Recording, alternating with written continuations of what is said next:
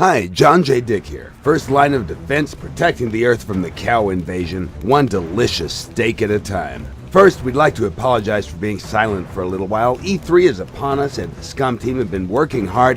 Alright, I'm gonna be honest with you guys. It's the cleaning lady. She blew the main fuse and the fuse box is high up on the wall, out of reach. Occasionally we have a power surge, like that one. So it's true. But let's get back to the game to cover one main topic, and that's the character creation process. To fully understand how human body simulation works in SCUM, we're going to go through the character creation process first. By now we've established that all characters in SCUM will be unique and that their skills and attributes will dynamically change in the game. There are four main attributes that define the character's physical and intellectual capabilities: strength, constitution, dexterity, and intelligence. They range from 1 to 5 and the average value is 3. For example, an intelligence of 3 represents an IQ between 90 to 110, which is considered to be an average IQ, while an intelligence of 5 would be something closer to a genius, like me. Players can always choose to increase attributes during the character customization process. Your favorite attribute will be boosted, but at the expense of taking points from your other attributes.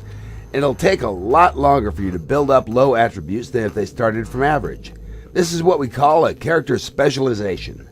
Besides the most obvious things like entering a name, the first thing that influences metabolism is age.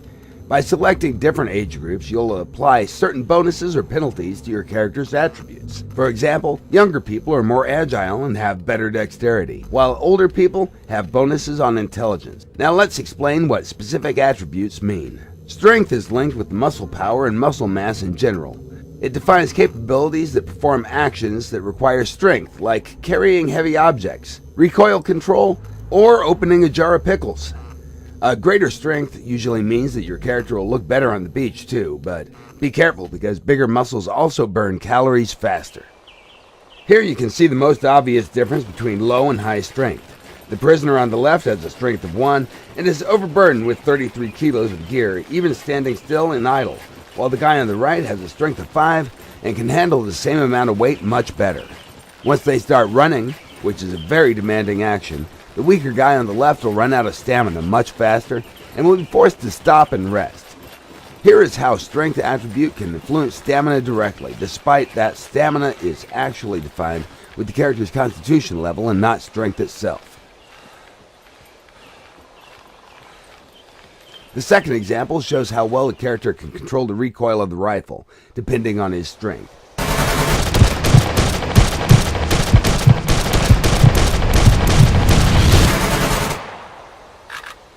The higher the strength, the better the recoil control is. Finally, here you can see the most obvious usage of strength, and that's in hand-to-hand combat. Although skill and speed are important, you shouldn't underestimate the size of your opponent. They might be slow, but they'll be able to knock you out easily and crush your nose like a grape.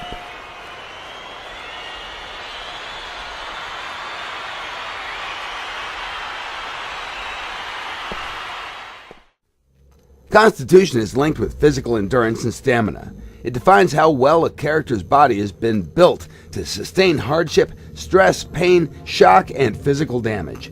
A strong constitution helps in all physical tasks. It'll restore your energy faster and give you more health points. It also defines the quality of your metabolism, or how well your body uses nutrients from food. Regarding the physical appearance, constitution regulates the body fat percentage of your character. Lower constitution will make you look chubby, and higher constitution values, they'll reduce the amount of fat in your overall body mass of your character. While strength is linked with muscle type that covers rapid and fast actions, the constitution covers muscle fibers that are built for endurance. With more emphasis on the strength, you'll get a sprinter, and with better constitution, you'll get a marathon runner. In the following example, you can see how constitution affects players' ability to endure physical damage. The character on the right has a higher constitution attribute than the guy on the left. All other attributes are the same. A higher constitution means more health points. Here you can see how constitution impacts endurance and overall performance of your character. The guy in the white t-shirt has a constitution of 5 and the guy in the distance has a constitution of 1. Other attributes are the same. The convict with the lower constitution has less stamina to start with. Running down the slope will reduce the stamina consumption speed slightly, but it'll nevertheless get tired very quickly. The body that's out of shape usually is not capable of dealing and considers heavy physical activity a stress. Because of that, it can sometimes fall into shock, resulting in severe muscle pain, dizziness, nausea, and vomiting. Good news is that if you keep exercising, your body will adapt and your constitution will improve. Dexterity is also linked with muscles, but in a way that controls how fast a character will move and perform everyday actions. It also influences reaction time and balance, keeping you safe from falling when you're getting back home drunk. Higher dexterity will reduce the total weight of the character, both fat and muscle mass. Here you can see how dexterity can influence the speed of performing daily activities of an average American, like reloading a handgun.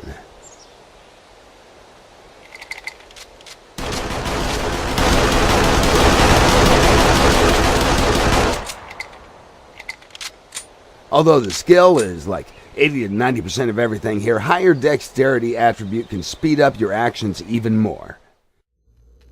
Finally, intelligence is equally important attribute with the biggest pool of skills assigned. It's the capability of perception and successfully performing tasks. It helps characters to learn faster, and without it, headshots would lose their purpose. No brain, no pain. So when you've finished with attributes, it's time for skills. The skills are divided into sections, with each section representing one attribute branch. Within the strength branch, you can find skills that have strength as their main attribute, and strength will have the biggest influence on how they're performed. Other attributes will not influence them as much. In case of the rifle skill, higher skill levels will give a better weapon control, more precise shooting, and less chance for weapon malfunction. However, the awareness skill from the intelligence branch will help you to spot targets further. The Constitution attribute will influence your aim through stamina consumption, making you less capable of hitting the target when you're exhausted. While the Dexterity attribute will impact the reload speed, drawing and holstering weapons, as well as the speed of changing stances. As for the skill levels, there are a total of 5 of them, from no skill, basic, medium, advanced to advanced plus. No skill means that you have no prior experience with something, but that doesn't deny you from trying it. It just means you're gonna suck at it. You're gonna be limited with what you can do until you reach a higher skill level. To upgrade the skill in the game, you'll have to perform it. Here you can see how the character's running skill will be upgraded simply by running. For each action you do, you'll gain some experience points. Even advanced skills can be upgraded. The final level is Advanced Plus and can be achieved only in the game.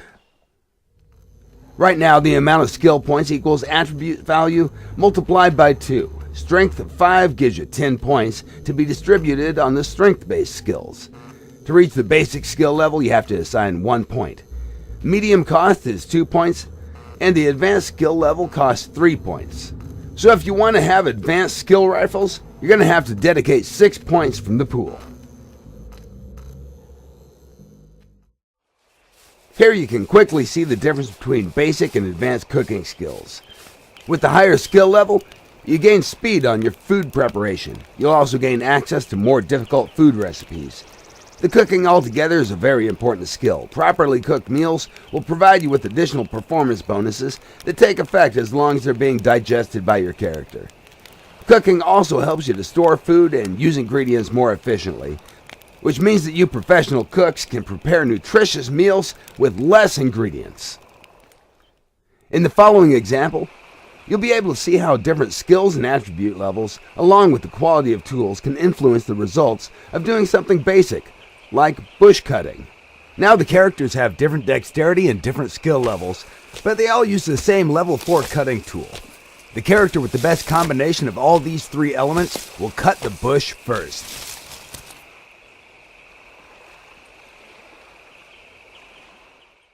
Here, the characters have the same dexterity and survival levels, but they have different tools.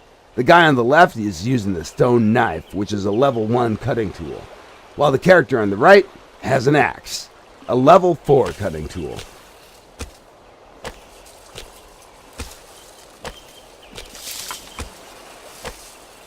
The character with the better tool will finish cutting faster, he'll also get more resources from the same thing. Using the lower level tool will usually destroy a certain amount of resources. Finally, for those who don't want to bother with all this nonsense, we've added a magical super button that will create the perfect character by running very complex background subroutines. You're literally only 2 clicks away from playing the best survival game ever. Just use randomize and you're good to go. That concludes this exciting episode of Shit You Need to Know About SCUM. Remember to follow us on Steam, Facebook, Twitter, and www.scumgame.com. Wrapping things up, here is Deliverance Day, performed by a Double D and the Pretty Mouth Boys. Dick signing out.